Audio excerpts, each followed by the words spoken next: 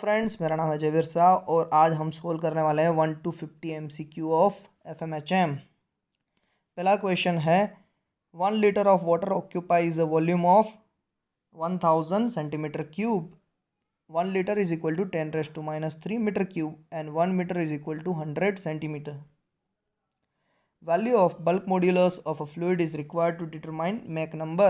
Mach number is equal to under root inertia force divided by elastic force. Elastic force is equal to K into L square, where K is a bulk modulus. Bulk modulus is nothing but inverse of the compressibility, and bulk modulus equation is minus dP divided by dV by V, where dV by V is known as a volumetric strain as well.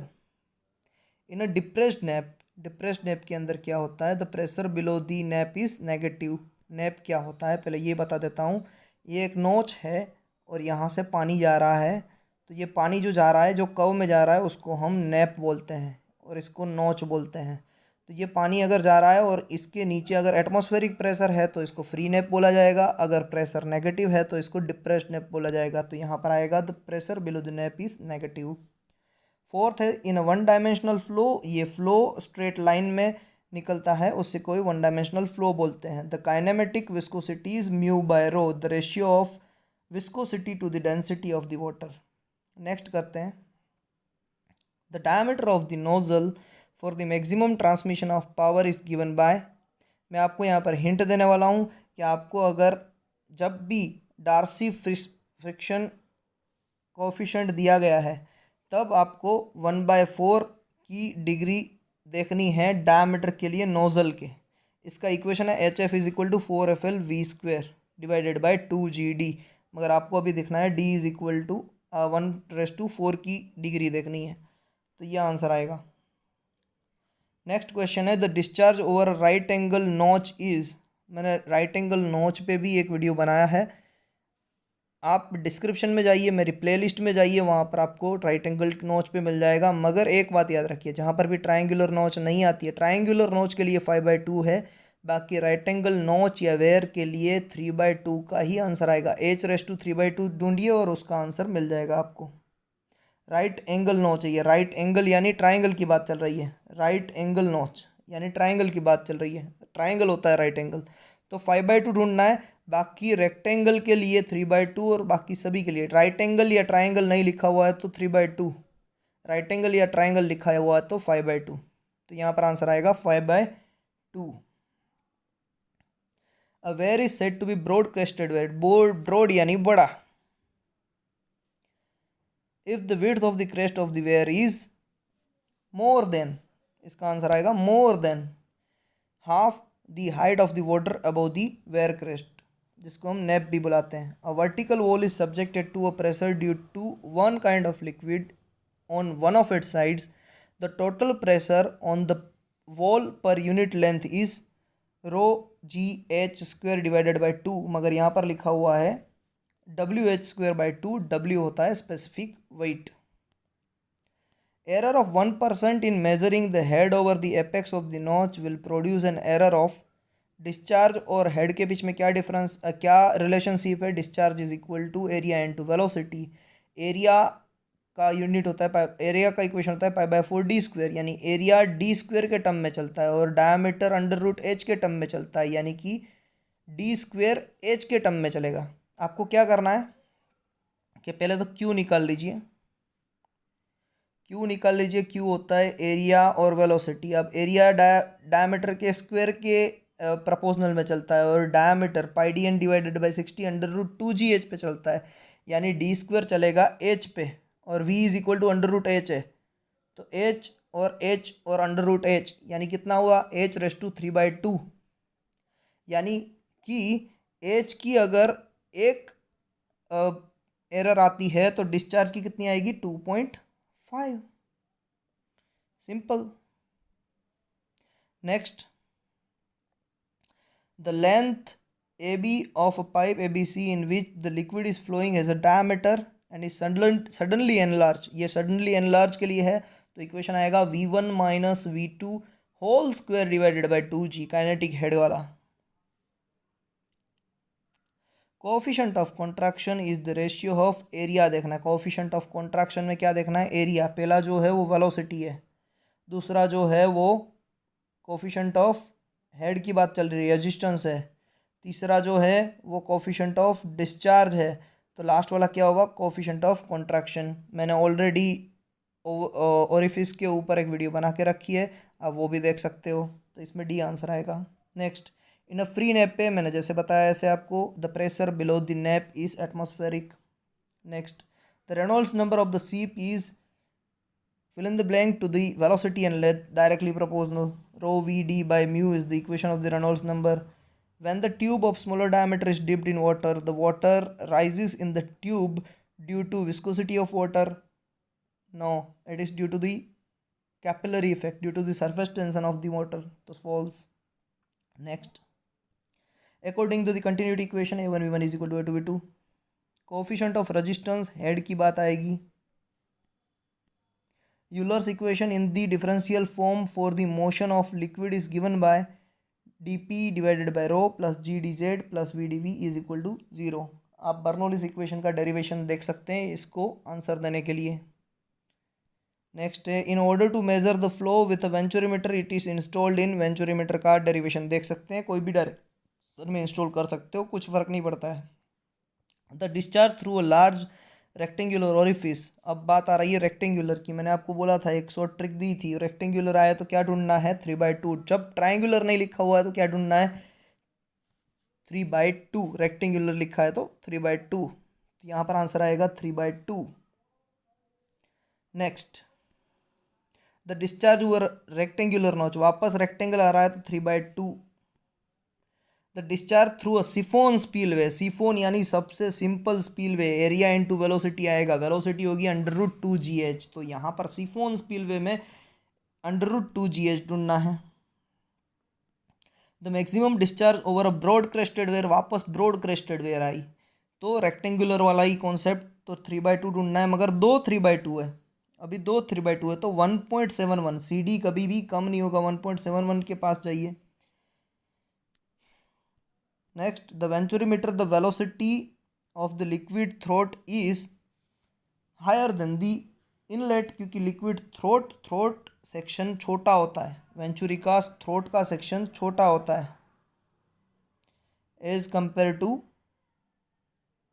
All other section. ये है throat का section, तो area छोटा हुआ तो velocity बढ़ जाएगी as per the continuity equation.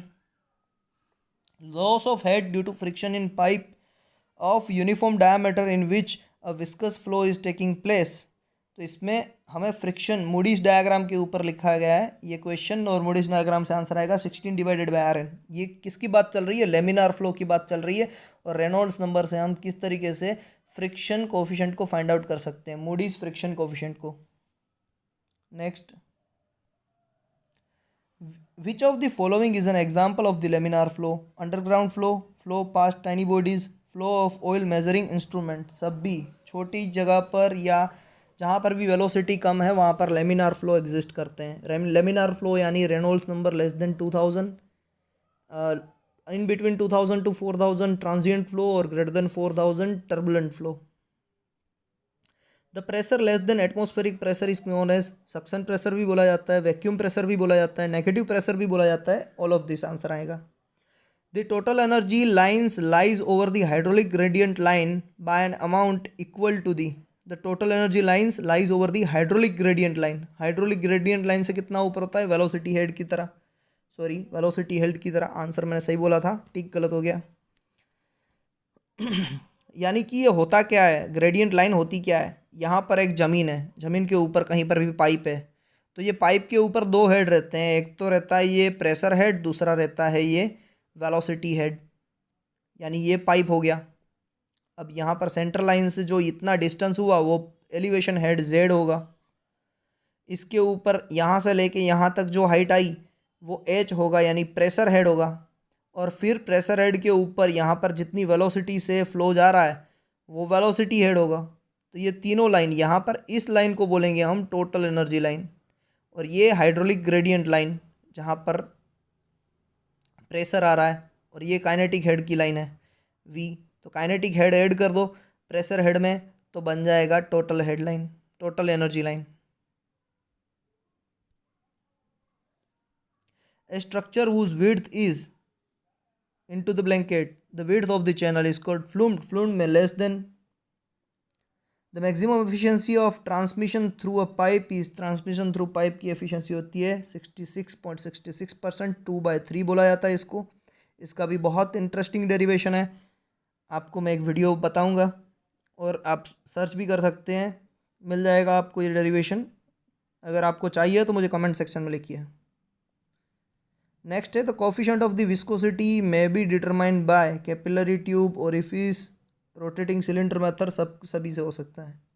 The stability of the dam is checked for tension at the base, tension कितना है बेस में उसके लिए तो स्टेबिलिटी चेक करनी पड़ेगी। Over turning of the wall और डैम, सही है, वरना तो बाहर निकल जाएगा तो तूफान सुनामी आ जाएगी। स्लाइडिंग ऑफ द वॉल और डैम, वो भी होना चाहिए। तो all of this. The ideal fluid is frictionless, frictionless भी होता है और इनकम्प्रेसिबल भी होता है, करेक्ट।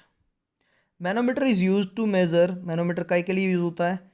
लो pressure, moderate pressure, moderate pressure जैसा कुछ होता नहीं, हाई प्रेशर या लो में या हाई में, कुछ भी ले लो। The centre of gravity of the volume of the liquid displaced is called, volume of the liquid displaced यानी कि पानी के अंदर डूबा हुआ है तो सेंटर ऑफ बुयांसी बोलेंगे उसको। Next, the coefficient of discharge for an external mouthpiece, तो 0.855 आएगा सबसे ज़्यादा वाला। A tank of uniform cross sectional area containing liquid up to height h1 has an orifice of cross sectional area a at its bottom. The time required to empty the tank, tank का time की बात आएगी तो under root h1 देखना, क्योंकि नीचे under root 2gh होता है, ऊपर h1 आएगा तो नीचे वाला h1 निकल के ऊपर वाले h1 में से एक अंडर रूट बना देगा। The siphon is used to connect two reservoir at different level intervented by a high rides, यानी कि ऊपर से पानी आ रहा है, डैम से पानी आ रहा है और नीचे कहीं पर टरबाइन को दे रहे हैं, वैसे ही दो लेवल पे कुछ चीज़ें उसको कनेक्ट करने के लिए सिफोन यूज होता है, सही है। A flow in which the volume of the fluid and its density does not change during the flow is called, अब वॉल्यूम ऑफ फ्लूइड भी नहीं चेंज हो रहा है और डेंसिटी भी नहीं चेंज हो रही है, incompressible flow. The loss of head due to an obstruction in pipe is twice the loss of head at its entrance. Entrance से जो लॉस नहीं होता है उतना obstruction से होता है, पाइप के अंदर दिखाई दे तो मूडिस डायग्राम का ये प्रिंसिपल है, agree. Next, the body will sink down if the force of buoyancy is, body डूब जाएगी, फोर्स ऑफ बुयांसी तो तैरने के लिए मजबूर करता है, तो फोर्स ऑफ बुयांसी अगर कम हो जाएगा तो बॉडी डूब जाएगी, less than. If a body floating in a liquid return back to its original position when given a small angular displacement, the body is said to be in stable equilibrium, क्योंकि थोड़ा सा हमने angular उसको displacement दे दिया। अगर मैं सीप को अगर धक्का देता हूँ और वो स्ट्रेट डायरेक्शन में जाके दूसरी जगह पर जाके रुक जाती है तो उसको हम बोलेंगे नेचुरल इक्विलिब्रियम। जब हम सीप को टिल्ट करते हैं और वो नई पोजीशन पे टिल्ट हो जाती है तो उसको बोलते हैं हम स्टेबल इक्विलिब्रियम। अगर वो टिल्ट करने के बाद अपनी जगह पे वापस नहीं आती है तो उसको बोलते हैं unstable equilibrium.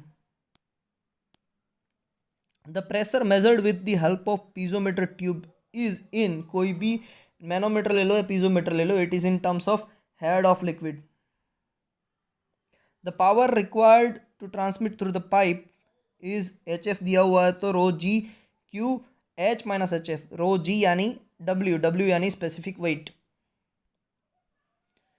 In an external mouthpiece, the absolute pressure head at vena contracta is, pressure head की बात कर रहे हैं, वेना कॉन्ट्रैक्टा के पास is fill in the blank the atmospheric pressure head by amount 2.89 times, it's less than, क्योंकि आप समझिए vena contracta के पास वेलोसिटी हेड होगा, प्रेशर हेड तो कम होने ही वाला है, तो वेना कॉन्ट्रैक्टा के पास यानी छोटा एरिया हो गया, तो छोटा एरिया होने के पास वेलोसिटी रेट ज़्यादा होती है, प्रेशर रेट कम होता है। Next, the weight per unit volume of a liquid at a standard temperature and pressure is called specific weight. The centre of buoyancy is the centre of area of the immerse body, correct. The metacentric height of a two floating bodies A and B are 1 meter and 1.5 meter respectively. Select the correct statement. Correct statement होगा कि जिसकी metacentric height ज़्यादा है वो ज़्यादा stable रहेगा, तो B body यहाँ पर ज़्यादा स्टेबल रहेगी. B is more stable than the A. The body B is more stable than the A. In open channel the specific energy is the. Open channel में स्पेसिफिक एनर्जी की बात कर रहे हैं तो सारी चीज़ें आएंगी, डेटम, प्रेशर, काइनेटिक. तो डेटम की बात भी होनी चाहिए. तो लिखा हुआ पहला है total energy per unit discharge, दूसरा है total energy measured with respect to the datum passing through the bottom of the channel. सही है. Bernoulli's equation is based on the assumption that. Bernoulli's equation का क्या एजम्पशन है? There is no loss of energy of the liquid flowing. वो तो सही है, वो तो होगा ही. The velocity of the flow is uniform across any cross sectional of the shape, that's why it is called steady flow. No force except gravity acts on the fluid. Correct है, उसमें सेल्फ वेट ही लिया जाता है. तो above all. तो ये हो गए आपके 1 to 50 MCQ solve. I hope कि आपको ये वीडियो पसंद आया होगा. पसंद आया तो आप लाइक बटन दबा दीजिए, शेयर कीजिए दूसरों के साथ. जो भी गेट की प्रिपरेशन कर रहे हैं, जो भी कंपनी की एग्ज़ाम देने जा रहे हैं उसके साथ शेयर कीजिए. शायद उनको काम आ जाए, कुछ कंपनी में लग जाए, कोई आगे बढ़ जाए. आगे बढ़ने को ही जिद कहते हैं. उसी के साथ ही इस वीडियो को मैं अंत करता हूँ. अगर आपको कुछ भी समझ में ना आया हो तो आप मुझे कमेंट सेक्शन में लिख के कह सकते हैं. मैं उसको आपको एक्सप्लेन करके दिखा दूंगा नए वीडियो बनाकर. Thank you very much. Have a nice day.